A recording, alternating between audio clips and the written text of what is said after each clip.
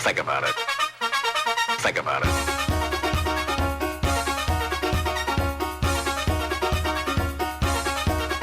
Think about it.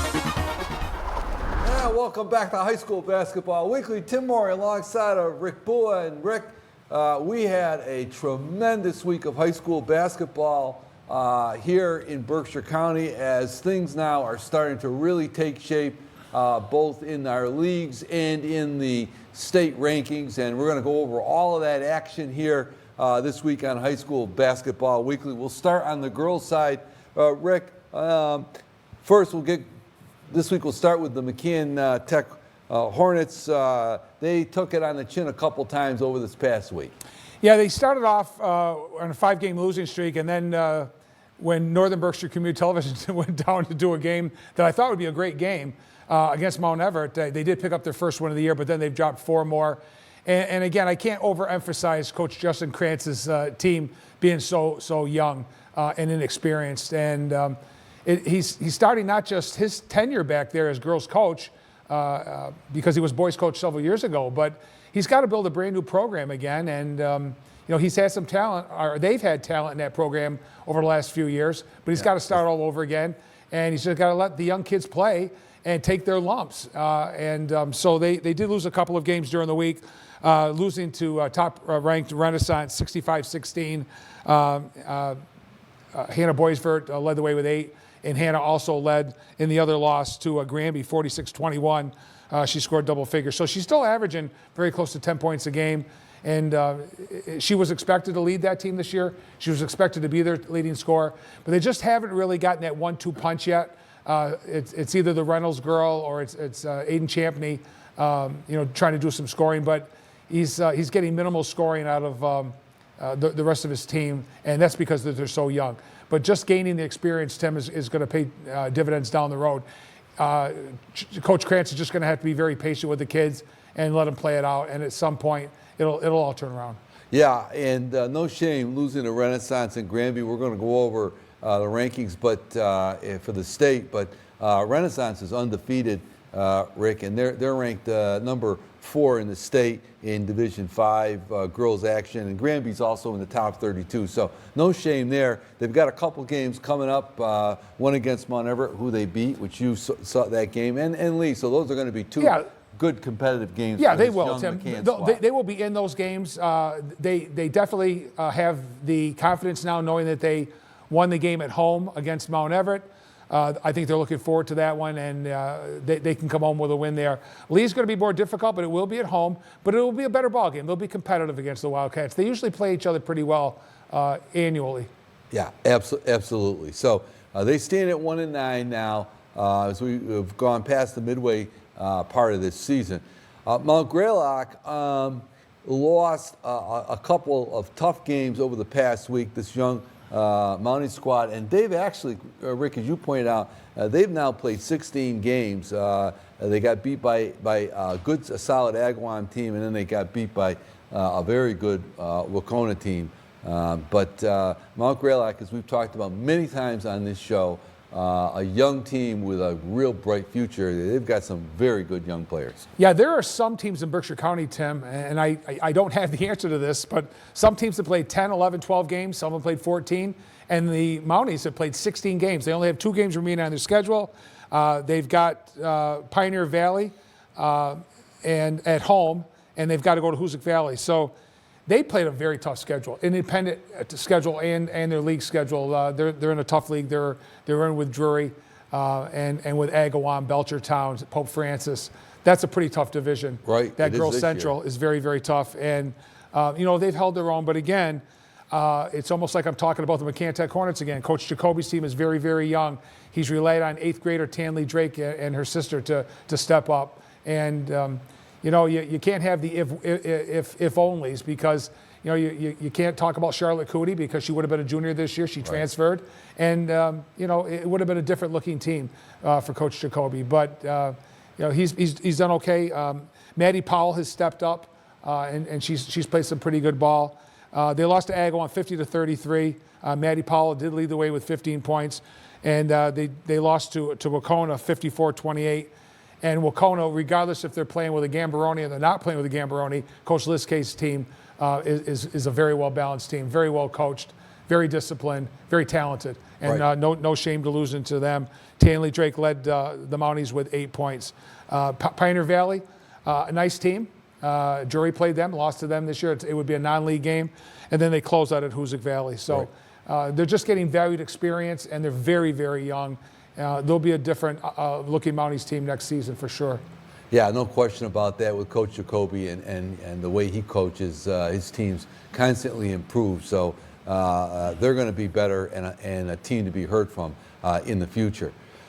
On the girls' side, the Blue Devils of Drury, Rick, they lost a couple of tough ball games here over the past week. They got edged out by a pretty solid Pope Francis team down in Springfield, and before they ended up playing Hoosick Valley here. But they now stand at 6-7, so they've got some work to do in order to qualify for the state tournament. Yeah, they're still within shooting range of the top 32.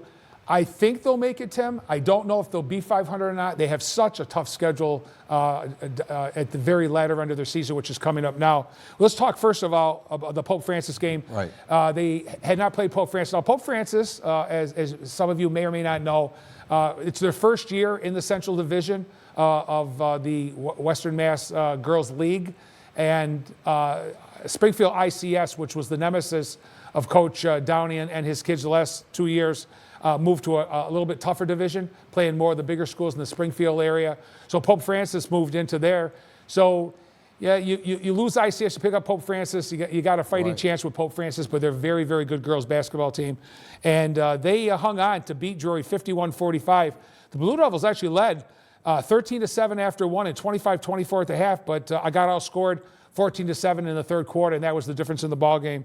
So no shame in losing to Pope Francis on the road.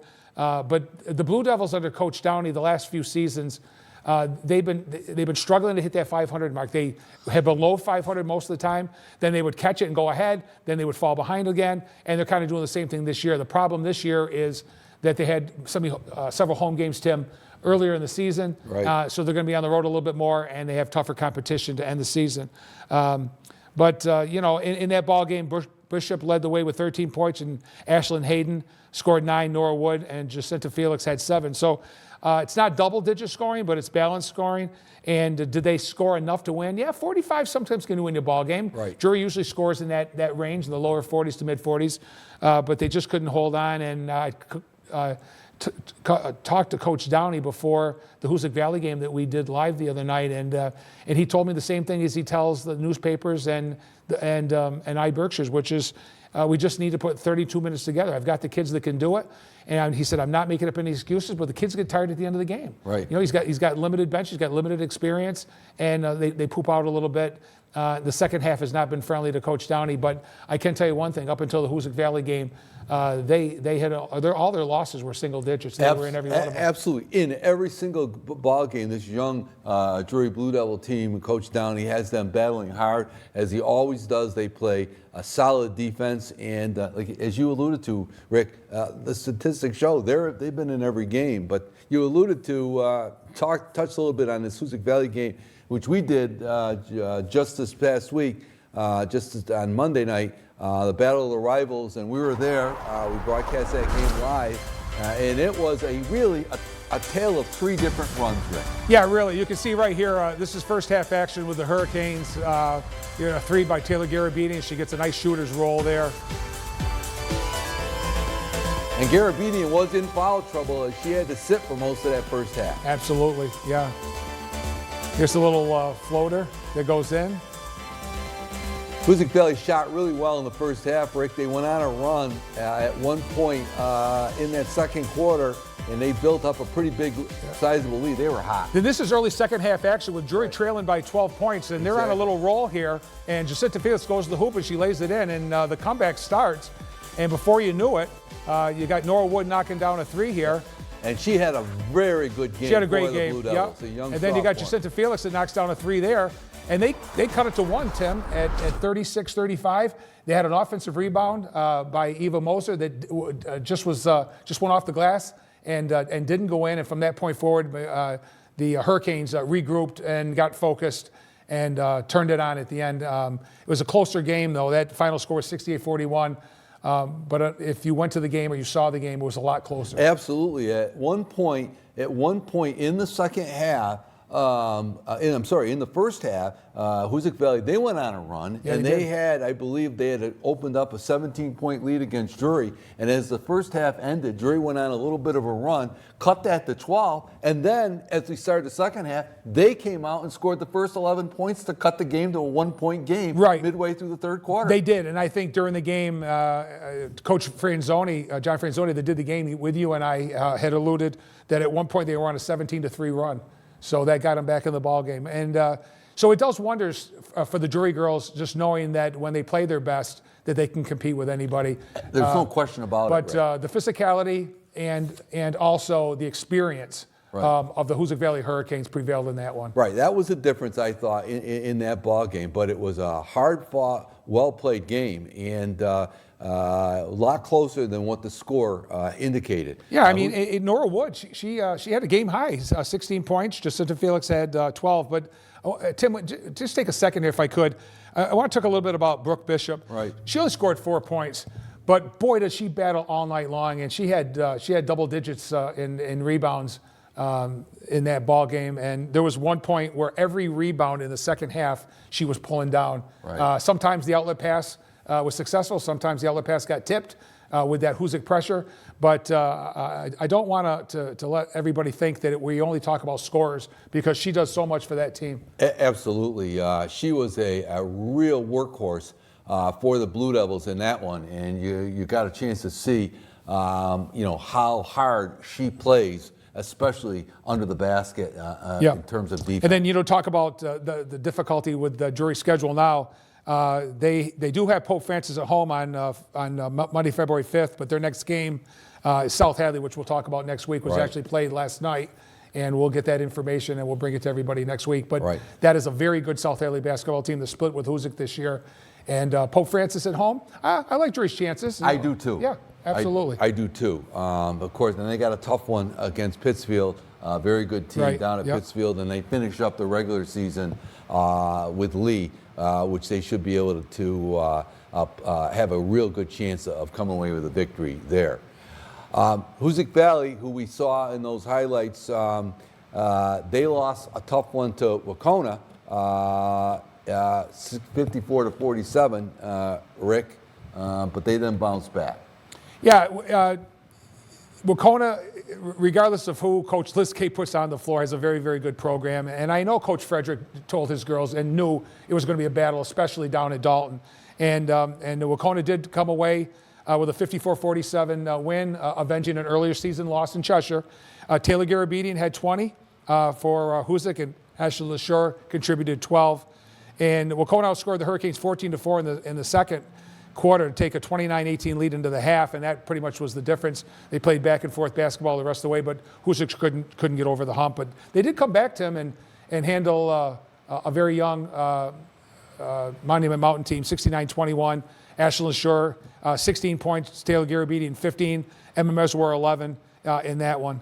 That was before the Drury game. So in that Drury game, the leading scorers we already mentioned for Drury, but for Hoosick Valley, it was very, very well balanced. And Emma Meswar, Haley McNeese, Taylor Garabedian, and Abby Scalaba all scored 11 points. Marin Capiello had 8, and Hannah Shea and Ashland Shore had 7. So that's a combination for victory right there. But it doesn't have to be LaShore or Garabedian every night. They're getting contributions all the way, including the bench. Right. Yeah, but you know what we are starting to see, and I thought it was evident in the Drury game, Hoosick Drury game, was the senior Taylor Garabedian starting to assert herself. And as a result of her efforts over the past week, Taylor Garabedian is our girls high school player of the week, the senior from Hoosick Valley, and she's having a fine year. Yeah, and 20 points in a loss to Wacona on the road, 15 against Monument, and 11 and 10 rebounds versus Drury. But I particularly, if you don't know these young athletes, when you interview them after the game, I got a real kick out of your interview with the seniors. They're very soft-spoken, Right. but very honest. They're all team players. Right. And congratulations to Taylor. Another incredible week. And I believe for the second time this year, she's our player of the week. Right. Well deserved for Taylor Garabedian, and we'll be watching her as we go down the road here and reach the end of the regular season, get into playoff action. And it's pretty assured that Hoosick Valley will be in the state tournament. That's for sure. We'll go over that in just a little bit. Switching over on the boys' side, Rick, we had great action all throughout Berkshire County, especially northern Berkshire, and the Mount Greylock Mounties had a kind of a mixed bag over the past week, where they defeated Lee, and then they got edged out by Smith Academy. Yeah, they lost to Lee, Tim, 67-43, splitting the season series. Now, Greylock had beaten Lee in Williamstown 60-36. That's a pretty good margin. Right. And you're looking at two full teams at that point, full squads. No injuries at that point, so that's what the coaches had. They put on the floor, and that was a nice win for Greylock. But they lost to Lee in Lee almost by the same margin, 60-36. Noah Kane Smalls had 15 and Judge Martin had 12. And then, as you mentioned, Tim, they got edged out by Smith Academy. That's also the two league foes, so that's two league losses they had in the same week. 60-58 in overtime. Noah Kane Smalls with 23 and Judge Martin 21. So a real nice week for Noah Kane Smalls and for Judge Martin, double figures in both games. And I have to tell you, in neither one of those ball games, and I don't have inside information why Desmond Cobb has not been playing again. He was in, then he was out. Then he returned for the McCann game, and I think the one after. I don't know what's going on there. Maybe it's an injury. I don't have access to any information from our friends over in Williamstown. But without the senior leadership and a double figures, he was scoring 15 a game. They're struggling to find some points, but they're getting from Martin and Noah Kane Smalls, and down the line they're very young. So right. Now the McCann Tech Hornets, Rick, they're on a little bit of a roll here. Their overall record now stands at 10-3. They're 5-2 in their league, and they're starting to move up. More importantly, in the MIAA Division V rankings, they are currently ranked at number 29, and they're going to finish with a better than 500 record. And I think they're going to move up as we go along. They had a great week. Yeah, I mean they're 10-3. They're 5-2 in the league, and they're just not getting some points from the MIA rating system, Tim, just because of their league play that they're forced to play in. So it's mostly D5 teams that they're also playing. So they're not playing D3 or 4 teams where they can compete, maybe sneak out a win or stay close where they're getting more points. That's why you ask why they have a 10-3 record, but they're ranked at 29.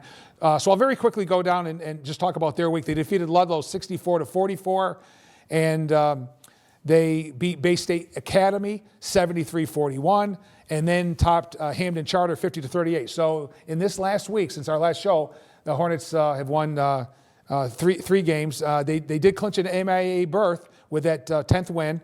And just quickly, the 3 leading scorers all year for McCann came through again this week.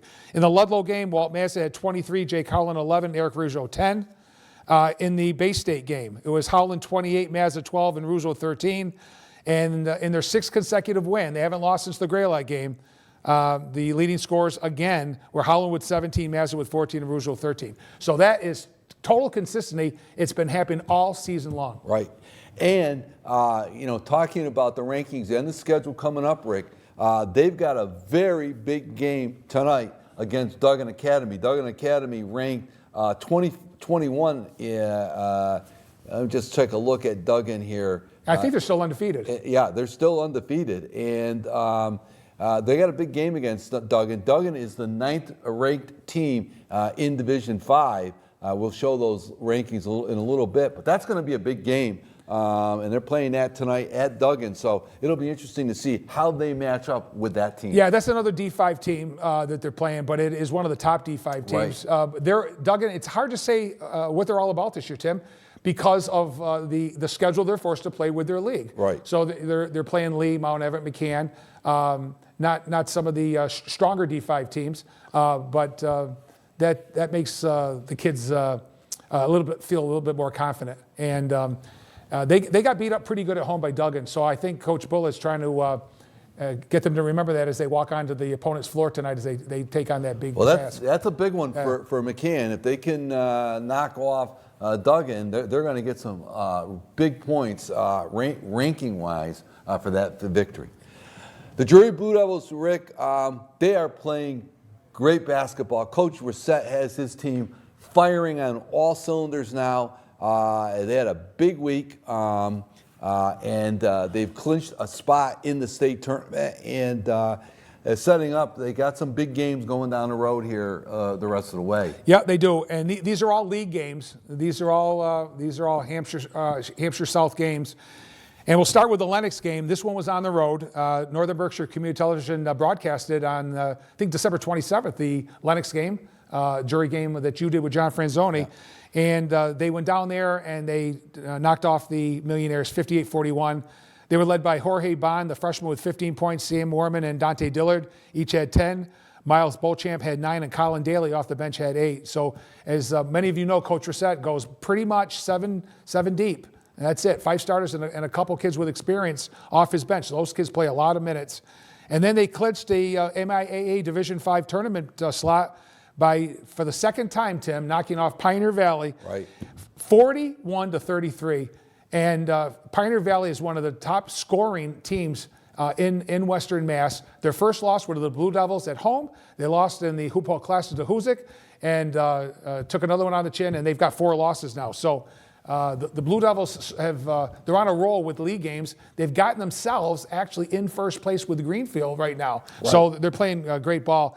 In the Pioneer game, Miles Beauchamp had 19, Dillard had 10, Moorman had 8, and they've got Southwick coming up here tomorrow on Friday at the Bucky Bullet Gym, and then they go to Greenfield in a game that I know Coach Reset's going to want them to have because Greenfield did hand them one of their 2 losses this year. Right, at home. So they've got a rematch with the Green Wave at Greenfield on February 5th, and that might very well decide the champion of that league. Absolutely, it will. Absolutely, you know, yeah. They were bunched up for a while, but Drury has won 5 or 6 consecutive league games. Right, and they are on a roll, and this young Drury team is playing great basketball. Coach Reset has them playing well on both sides of the floor.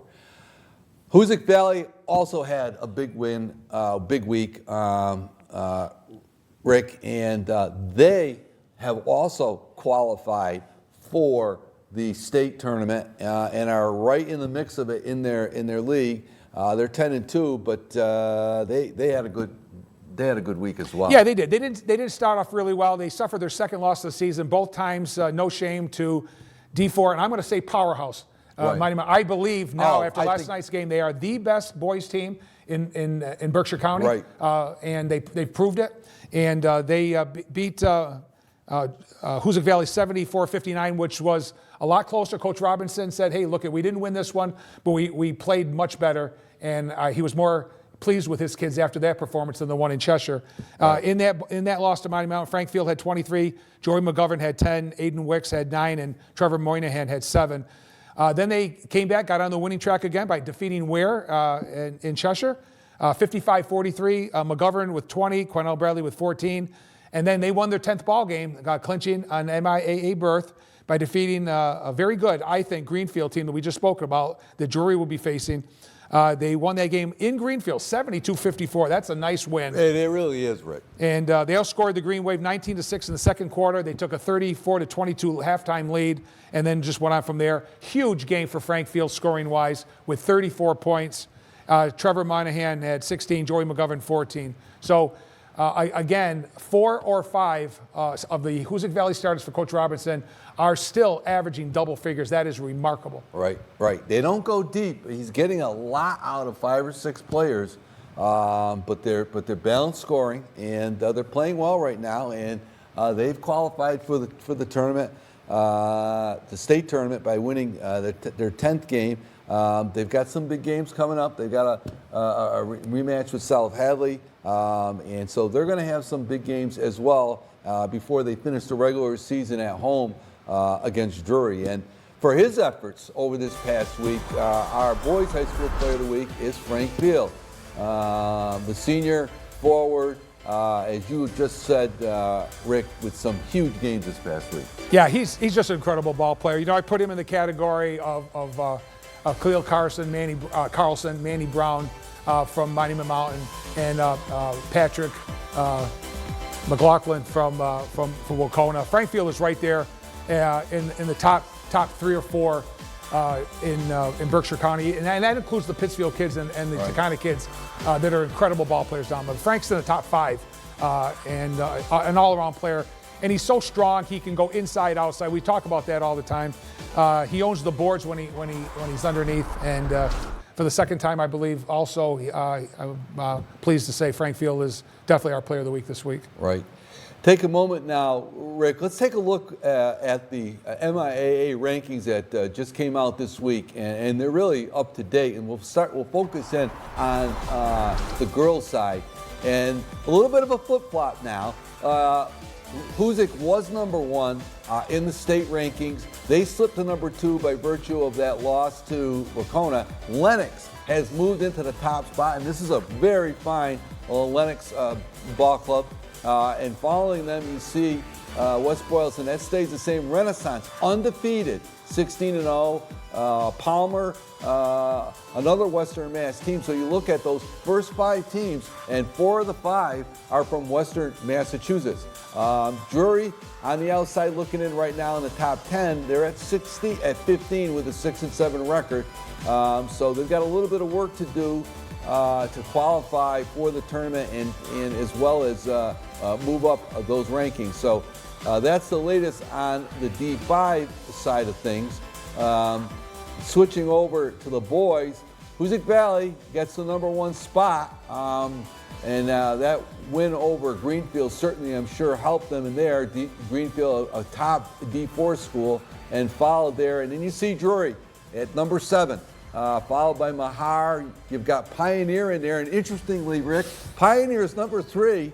They're 9-3, and they've been beaten. Yeah, actually, the loss to Drury isn't up there, Tim. So they're actually 9-4, right? And Drury's actually 10-2, and so I don't know if they're going to flip, but I can tell you the Drury's going to move and Pioneer's going to fall. Right. Yeah, I agree. There's Pioneer's got to move down, and I know Mahar beat Pioneer, so I think that. The worst that Drury's going to be after this was somewhere probably 5 or 6 in the state rankings. So again, Drury playing some fine basketball. And when you look at those rankings, you see that Huzik Valley and Granby, and just coincidentally, that's our game of the week next week on Monday night. We'll be at Drury. Following that one, Granby at Huzik, that should be a dandy as our high school. Yeah, I think we took a look at that and said of all the games that are being played locally next week, that we picked that one out. Granby is going to be a formidable foe for the Hurricanes, and we'll see how that works out. But I think it's going to be a pretty good ball game. Yeah, let's take a look at the scores, top scores now in Berkshire County. We've got a list of them coming up, and you see on the girls' side. Taylor Garabedian now in Northern Berkshire. She's averaging just under 15 points a game. Jacinta Felix for the Blue Devils having a great year. The junior doing a great job. Ashlyn LaShore, Hannah Boisvert for McCann Tech, and then the 8th grader, Tanley Drake. And then you see Berkshire County. There's the top 5 in Berkshire County. And sophomore Madison McCarthy is really playing incredible ball down in Dalton.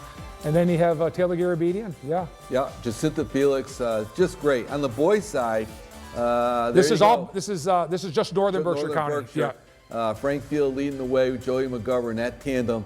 But then right behind them, Walt Mazza, Sam Mormon, Dante Dillard now moving up in there. And there's the Berkshire County scoring leaders. Of course, we talked about it, Pat McLaughlin and Khalil Carlson. Yeah, so you got a Wacona kid, and you got 2 Monuments and 2 Huzik Valleys, but they're very, very deserving, all those kids. And of course, we want to remind everybody, High School Basketball Weekly, shown every Thursday night at this time, 7:30, followed by our Game of the Week.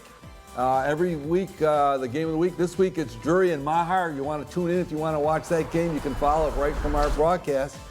That's going to do it this week for High School Basketball Weekly, Rick. A lot of great action coming up next week. Support your local team. We'll see you next week right here on High School So long, Basketball everybody. Week. Good night.